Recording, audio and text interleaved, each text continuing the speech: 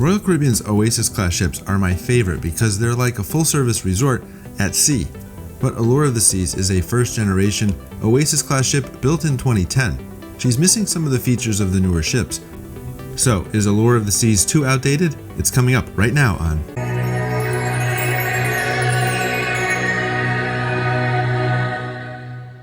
If you're new to my channel, welcome. I'm Darren from OrlandoParkSky.com. One of the most frequently asked questions I get about Royal Caribbean's Allure of the Seas is whether or not I think she's too old. Royal Caribbean is now up to the third generation in the Oasis class, with Wonder of the Seas and Utopia of the Seas, which have a lot of improvements and offerings. But having just sailed on Allure from Orlando's Port Canaveral, I know firsthand what to expect, and I'm sharing my standout moments with you. When I walked on board from the gangway, I was in the heart of the Royal Promenade, one of 7 neighborhoods on Allure. Neighborhoods are themed areas similar to a theme park. There are many pros and cons here. First, this is one of the areas of the ship where I got a sense that Allure was dated. The cobblestone and brick motif and earth tone color palette immediately jumped out at me, making the ship feel old. It's hard to imagine that we're saying a ship from 2010 is already outdated, but with the newer ships having a modern and upscale decor, you don't see the fake brown brickwork and cobblestone look anymore. As I've shared with you in other videos, Sorrento's is one of my favorite pizza restaurants and a staple on Royal Caribbean. Pizza in theme parks and tourist areas is usually unremarkable, but this is great pizza. It's a thin crust New York style pizza and you can have as much as you want. It's included in your cruise fare. I went in for a slice every time I walk by. Guest services is located here, which was extremely busy on the first day and last night of the cruise. This is typical for any cruise ship that I've ever been on. There were a lot of sidewalk sales throughout my cruise where I found elaborate displays of alcohol, jewelry, and watches at seemingly discounted prices. You really need to know your prices here. In most cases, these items cost the same no matter where you go. Watches appear to be at a savings of 30% off, but I found the same prices online. It seems the only real benefit was that I didn't have to pay sales tax. But it's fun to look at nice watches, and the salespeople were not there to high pressure me. One shop that I liked was the Logo store. It has tons of Royal Caribbean and Allure of the Seas merchandise, much more than I have seen on other ships. I usually buy a t-shirt from every ship that I've been on, and Allure had one of the largest selections I've ever seen, even more than the newer ships. I noticed right away that the Bionic Bar doesn't exist on Allure's Royal Promenade. If you're not familiar with the Bionic Bar, it's a lounge where industrial robots make drinks to order. Cool to watch, but no one thinks of it as an actual bar. Allure's Champagne and Martini Bar predates the Bionic Bar concept, and I think it's much better. It's a classy lounge and a place where people actually want to socialize. But this is about to change. I'll reveal why at the end. Cafe Promenade on Allure felt larger to me than other ships, and I think there was a lot more seating. This is one of my favorite places to go for coffee, and the Park Cafe in Central Park neighborhood. I'm a morning person and tend to get up very early before the restaurants open. The cafe is open 24 hours, so I was able to get coffee early. The Royal Promenade has other staples like an English pub that is one of the most popular bars on the ship. It's very similar to the pubs on other Oasis class ships. The same is true with Bolero's, the Latin-inspired bar and dance club. There's the Next Cruise office where you can get a discount by booking your next cruise while on board. The excursion desk and photo center are also available here. I think it's interesting that Allure still has the old photo binders, even though they're not used anymore. See kids, in the old days you had to visit the photo center and flip through your binder of photos to select the ones you wanted to purchase. Today, of course, this is done digitally and on a touchscreen. The Rising Tide Bar travels from the Royal Promenade up to Central Park like a giant elevator, but this was the first time I saw the water feature actually working. This bar is located on all Oasis class ships, but for some reason the water was always turned off.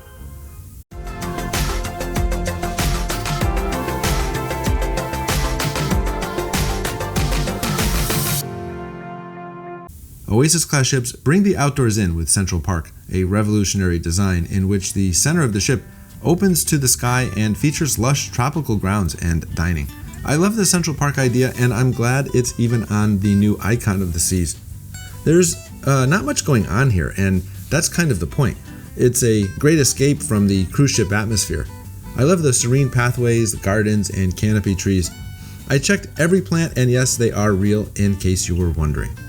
A few days into my cruise, I realized there was a Coach store in Central Park. It's a little easy to miss because it's tucked away into a corner. I like this because it doesn't make this area feel like a retail center, which is what the Royal Promenade is for. But Coach is an elegant store with products for men and women, and here's a secret. They have a few Royal Caribbean exclusive items here, if you know where to look. Central Park also has a collection of upscale dining like 150 Central Park, Chops Grill, and Vintage's Wine Bar. You won't find Vintage's on the newer ships, so it's a step back in time for sure, and I thought it was pretty neat. Most evenings, jazz trios and guitarists were playing in the gardens to a small, intimate crowd. Central Park Cafe is open for breakfast and lunch. They serve complimentary coffee, pastries, and sandwiches. It's a great place to go for a light breakfast in particular, and without all the crowds. I just wish it was open during the evening because Central Park is a great place to hang out after dark and when the gardens are all lit up.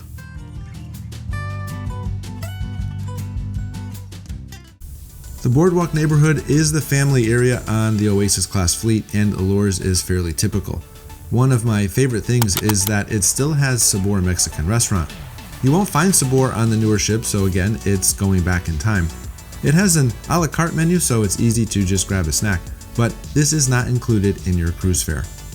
Enjoy this gem while you can because this space is about to change. Again, stay tuned to the end. Other areas of the boardwalk cater to family time, so you'll see a carousel, which is free, but the ice cream shop and bakery called Cups and Scoops is not free. They have cupcakes and several varieties of ice cream here. Kids will love it. And speaking of kids, the boardwalk also has Pinwheels, a gift shop featuring toys and kids' clothes. Pinwheels is connected to a whimsical candy store, which is very popular with kids of all ages, including me. There's a rock climbing wall here for those ages 6+. I recommend that you check the cruise planner for operating times and that you arrive 15 minutes early. A long line will form and you'll need time to fill out a waiver. Remember to wear socks because the wall requires special rock climbing shoes. The Aqua Theater is just like those on other Oasis class ships. Allure's show is similar to others in that it's a cirque-style show with acrobats and high dives. I thought this was the best show on the ship, and you can easily get your kids to watch them without complaining that it's boring. For some reason, I wasn't able to make a reservation for the show on the Royal Caribbean app prior to my cruise, but I stopped at the box office on embarkation day and was able to get tickets for my family, and tickets for this show are free.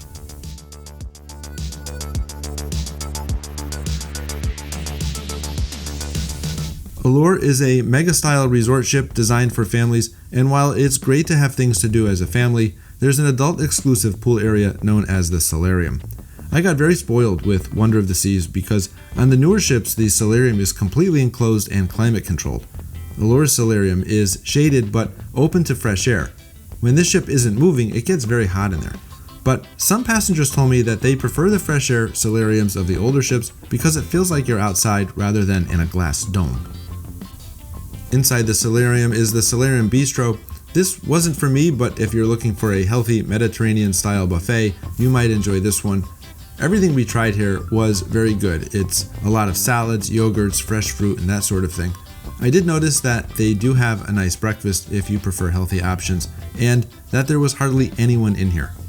Kids must be age 16 or older to go into the pools, but it's not as popular with teens as you might think. There are a number of pools and hot tubs here. We would go in the late afternoon and had the entire solarium to ourselves, but during the day, the entire place was pretty crowded. If there's one area where Allure of the Seas is dated, it's the pool deck. Allure's 3 main pools are located on deck 15, divided into several distinct pool areas, main, beach, and sports, as well as the H2O zone water play area for kids. I found that the majority of travelers without kids stick to the aft end of the ship in the main pool or the solarium pool. Kids and families gravitate towards the sports pool. But I found it shocking that there are no water slides on Allure of the Seas. No one in 2010 had the foresight that people would want water slides on a mega resort style cruise ship. The pools were too crowded for me. There just wasn't enough for a ship this size. By comparison, Symphony of the Seas has 4 pools, and that still wasn't enough when I sailed on that ship. So you can imagine what 3 pools was like. I'm not a big fan of pools on a cruise ship anyway. I don't know, I just feel like a Band-Aid is going to float to the top of the water, and if that happens, there aren't enough showers I could take, just saying. The sports deck is behind the pools in the aft section of the ship. There's a zip line where you could fly over the boardwalk neighborhood, a basketball court where young adults play all day, every day, except for when there's pickleball classes, and the Flowrider Surf Simulator, which is super popular with kids and young adults. Flowrider gets very busy and I had to sign a waiver for my son, so I would recommend going early and check the cruise planner for operating times.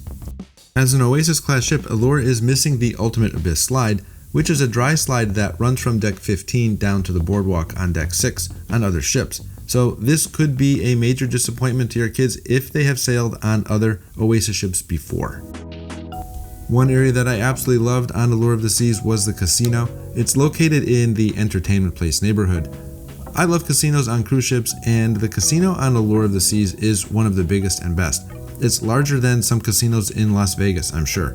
Smoking is allowed, but there is a smoke-free side as well. I've been on ships where I can't find the place to play because the casino is too small.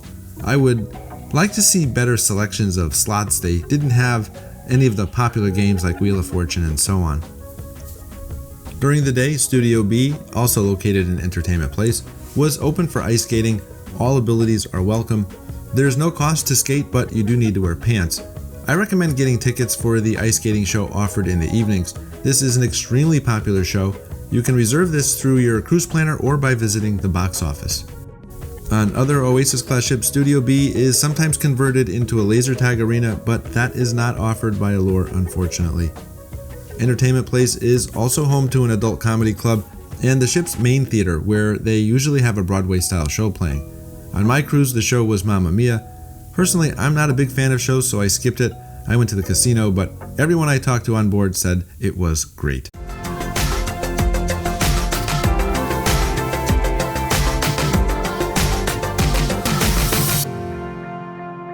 I loved our rooms on Allure of the Seas. We had 2 rooms booked, an ocean view balcony and a Central Park view balcony. Both rooms felt pretty modern and on par with the newer Oasis ships, but lacked USB charging ports. I thought it was funny to see the 2010 clock radio / iPhone charging station still being used, which is utterly useless today. If you have a lot of phones, etc., be prepared for only a few outlets in your room. One of them is behind the bed, so it's not easy to get to. I recommend bringing a USB charging hub with you, but do not bring a power strip. They are not allowed on cruise ships. This was my first time booking a Central Park balcony room, and I have to say it was terrific. Being that this was our second room, we saved a ton of money on it compared to booking another ocean view balcony. It had a great view, especially at night. We loved being able to have access to the outdoors from our room, even though it wasn't looking at the ocean. I would have no problems booking a Central Park balcony again. Our stateroom attendants were beyond attentive, a trademark of Royal Caribbean. You can tell they take guest satisfaction very seriously, which is one of the reasons why I like this cruise line so much. Allure has over 25 restaurants on board, about half of which are complimentary. I rarely do specialty dining. I'm perfectly fine with the free options that come with my cruise, and I really like the main dining room on Royal Caribbean ships anyway. I live in Orlando, so I'm surrounded by touristy restaurants like hibachi grills, etc. I don't feel the need to do these on board the ship, but I know that many people find them fun. For me, I don't have any problems with the main dining room, so I usually go there.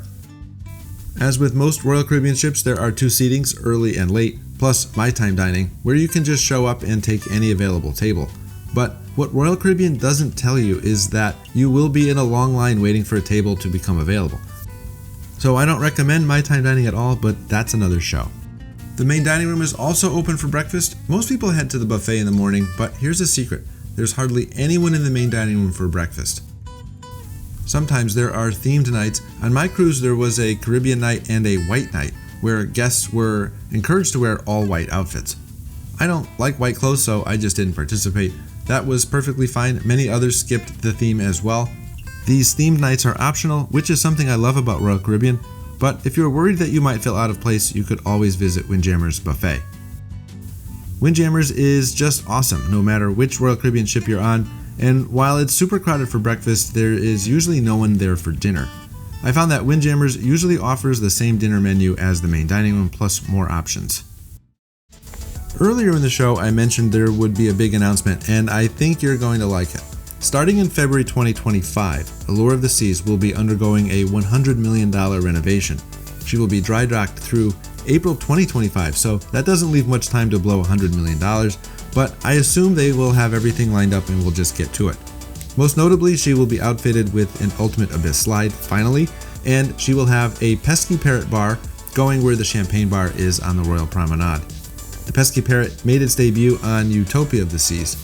There will be several updated restaurants, so Sabor will go away and become Playmaker Sports Bar, and she will be getting the much needed water slides. She will also be getting laser tag, and she will have several more updates on the bars and lounges, plus an all-new teen club. Now, I didn't get into the kids and teens clubs on Allure of the Seas here because I have an entire video dedicated to that topic. It has everything you know about taking kids along with you on Allure of the Seas. It is a must-see if you have kids. You can join me over there by clicking on this video here.